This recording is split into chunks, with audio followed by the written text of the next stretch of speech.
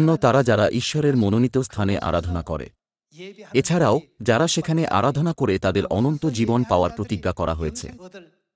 এছাড়াও শুধুমাত্র যারা সেখানে আরাধনা করে তাদের আমার প্রজা বলা হয়, তারা এরকম মূল্যবান উপাধি পেয়েছে।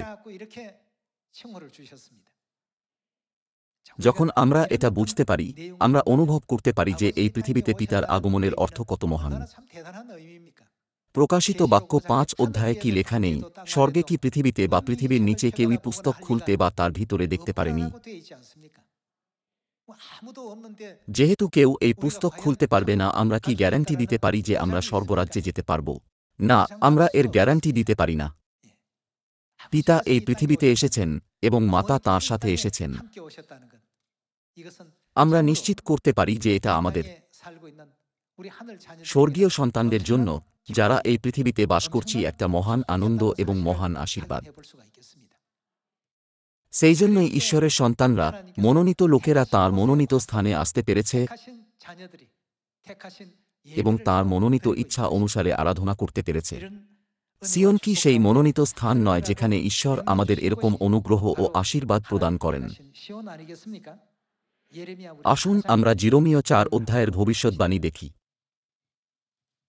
জিরোমীয় ৪ অধ্যায় ৫ পদে লেখা আছে, তোমরা জিহুদা দেশে প্রচার করো, জিরুসালেমে ঘোষণা করো, বলো, তোমরা দেশে তুরিধ্বনি করো, চিৎকার করিয়া বলো, আমাদের কি করা উচিত? তোমরা একত্র হও, আইসো, আমরা দৃঢ় নগর সকলে প্রবেশ করি।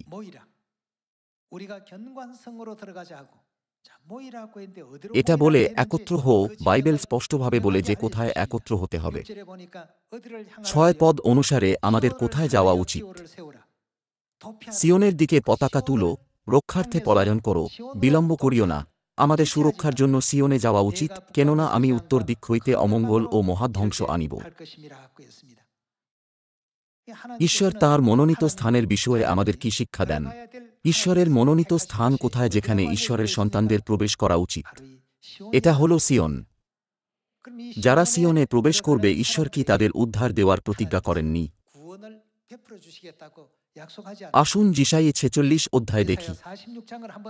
যিশাই ৪৬:১১ পদে লেখা আছে, আমি পূর্ব দিক হইতে হিংস্র পক্ষীকে, দূরদেশ হইতে আমার মন্ত্রণার মনুষ্যকে আহ্বান করি।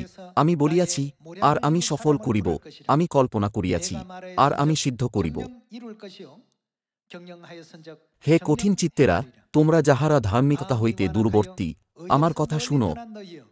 আমি নিজ ধর্মশীলতা নিত্যস্থ করিলাম, তাহা দূরে থাকিবে না, আর আমার পরিত্রাণের বিলম্ব হইবে না।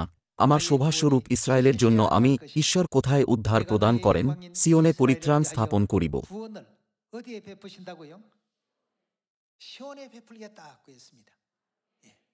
লেখা আছে যে উদ্ধার নিয়ে আসার জন্য ঈশ্বর দ্বিতীয়বার আসবেন। তাহলে তিনি কোথায় তাদের উদ্ধার দেবেন? যেহেতু ঈশ্বর বলেছেন যে তিনি সিয়নে উদ্ধার দেবেন, তাই ঈশ্বরের মনোনীত করা সিয়ন ছাড়া উদ্ধারের জন্য আর কোনো জায়গা নেই, যার মনুষ্যজাতি আকাঙ্ক্ষা করে।